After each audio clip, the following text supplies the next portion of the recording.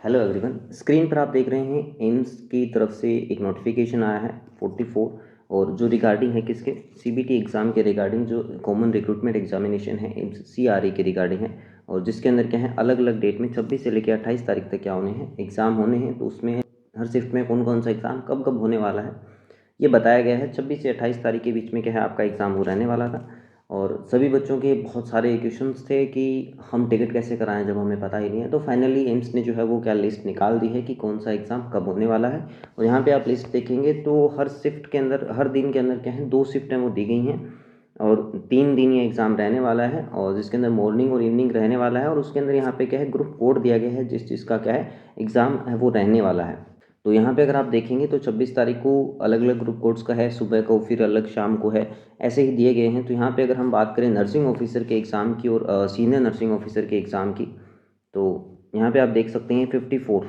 यहाँ पे चाहे पब्लिक हेल्थ नर्स हो, सीनियर नर्सिंग ऑफिसर हो, या फिर स्टाफ नर्स ग्रेड फर्स्ट हो या सेकंड हो, सारे ही जितने भी नर्सिंग से रिलेटेड एग्ज़ाम हैं वो सारे क्या हैं 54 कोड नंबर में हैं। और 54 कोड का यहाँ पर आप देख सकते हैं 26 फरवरी 2025 को, यानी 26 तारीख को आपका एग्ज़ाम है वो रहने वाला है। और मॉर्निंग शिफ्ट यानी कि 9 से 12 के बीच में आपका एग्ज़ाम है वो कंडक्ट कराया जाएगा। और यहाँ पे आप मान के चलिए कि 8 बजे या 8 बजे के करीब आपकी एंट्री बंद हो जाएगी, और 7 बजे से एंट्री है वो स्टार्ट रहने वाली है।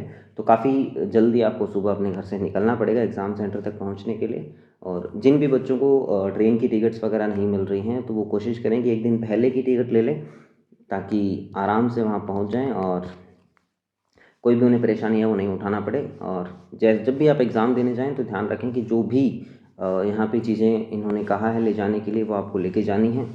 तो यहाँ पे आप 3 नंबर पॉइंट जब देखेंगे तो इन्होंने कहा है कि जैसे एक से ज़्यादा ग्रुप के अंदर क्या किया अप्लाई किया है, तो वहाँ पे आप क्या है मैक्सिमम एक शिफ्ट के अंदर क्या है 2 ही पेपर है वो हो सकते हैं।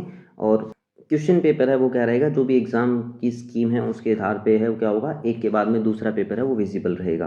और ऐसे कैंडिडेट्स को हो सकता है कि मतलब एक दिन आज पेपर दे रहे हैं, उसके बाद में दूसरा क्या है अगले दिन वो 17 मतलब 26 को दे रहे हैं, फिर 27 को भी पेपर दे रहे हैं, फिर 26 को सुबह के बाद में शाम को भी पेपर दे रहे हैं। तो मल्टीपल शिफ्ट या फिर मल्टीपल डेज इनको क्या है पेपर देना पड़ सकता है। हर शिफ्ट के लिए इन्होंने क्या किया है, अलग एडमिट कार्ड है वो जारी किया है। अगर कोई मतलब एक से ज़्यादा जिन्होंने भी फॉर्म भरा है उनके लिए, जितने भी एग्जामिनेशन सेंटर है अलॉट किए गए हैं, जिन्होंने मल्टीपल फॉर्म है वो फिल किए हैं, तो उन कैंडिडेट्स के लिए इन्होंने क्या किया है, एक ही एग्ज़ाम सेंटर है वो कोशिश की है देने की। लेकिन कुछ ही केसेस में क्या किया गया है कि इनको डिफरेंट एग्जामिनेशन सेंटर दिए गए हैं, लेकिन सेम स्टेट के अंदर दिए गए हैं, इसलिए ताकि कैंडिडेट्स है क्या वहाँ तक आसानी से ट्रैवल है वो कर सके। जैसे 26 को सुबह पेपर दिया तो 27 को अगर शाम को पेपर है तो वो आसानी से वहाँ पर पहुँच सके।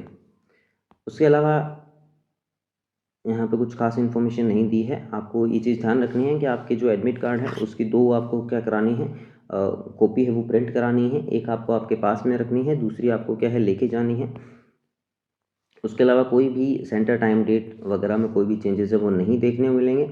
और यहाँ पे बायोमेट्रिक से रिलेटेड इन्होंने क्या किया है, थोड़ा सा इन्फॉर्मेशन दिया है। और 2 कंडीशन दी हैं, दोनों ही कंडीशन में आपको ओरिजिनल आइडेंटिटी प्रूफ के साथ में, एडमिट कार्ड के साथ में आपको ओरिजिनल आइडेंटिटी प्रूफ है वो लेके ही जाना पड़ेगा। और ओरिजिनल आईडी प्रूफ के बिना और एडमिट कार्ड के बिना नॉर्मल सी बात है, सभी को पता है, बेसिक चीज़ें हैं ये सब, और उसके बिना आपको एंट्री है वो नहीं दी जाएगी। जिन कैंडिडेट्स ने यहाँ पे अगर आधार वेरिफिकेशन कराया है उनका तो वहाँ पे सीधा बायोमेट्रिक होगा और एंट्री मिल जाएगी।